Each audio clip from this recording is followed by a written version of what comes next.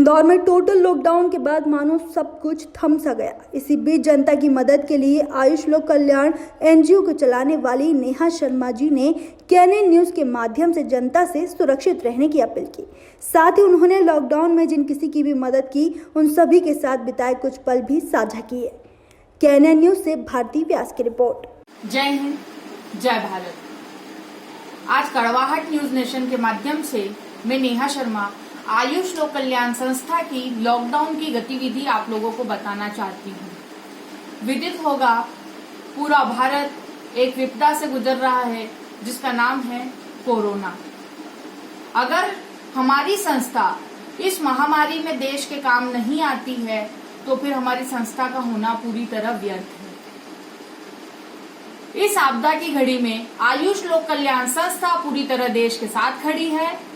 हमको जहां भी, जैसे भी, जो भी, जिस भी व्यक्ति की हम मदद कर सकते हैं हम बिल्कुल 100% उसकी मदद करेंगे, क्योंकि ये देश हमारा है और देश अभी संकट में है। तो आयुष लोक कल्याण संस्था पूरी तरह इस देश के साथ है इस संकट की घड़ी में। आज मैं कड़वाहट न्यूज नेशन के माध्यम से आप लोगों को बताना चाहूंगी कि आयुष लोक कल्याण संस्था ने अब तक क्या क्या गतिविधि की है। सर्वप्रथम लॉकडाउन जिस दिन घोषित हुआ था उसी दिन हमने कुछ गरीब परिवारों को राशन उपलब्ध कराया था। राशन उपलब्ध कराने के पश्चात हम आज तक कुछ परिवारों को भोजन की व्यवस्था भी उपलब्ध करा रहे हैं। इसके पश्चात हमारे पास व्हाट्सएप के माध्यम से एक सूचना आई, हॉस्टल की बच्चों को एक वार्डन द्वारा एक ऐसे व्यक्ति से भोजन बनवाया जा रहा था जिसको सर्दी खांसी थी, अर्थात वो वायरल से संक्रमित था। तो यदि ऐसा व्यक्ति 40 लोगों का भोजन बनाएगा तो वो 40 लोग संक्रमित हो सकते थे। तो हमने नजदीकी पुलिस थाना में संपर्क साधा और उस व्यक्ति को वहां से हटाया। हटाने के बाद उसको छोड़ा नहीं, उसको प्राथमिक चिकित्सा उपलब्ध करवाई। इस प्रकार हमने उन बच्चों की सहायता की। इसके पश्चात हमारे पास एक कॉल आया था कि बाजू में एक मजदूर परिवार रहता है, उनको 3-4 दिन से बहुत ज्यादा खांसी चल रही थी। अब वो खांसी नॉर्मल भी हो सकती है, कोरोना भी हो सकती है, संक्रमण भी हो सकता है। तो हमने उस व्यक्ति को पुलिस के माध्यम से चिकित्सा उपलब्ध करवाया।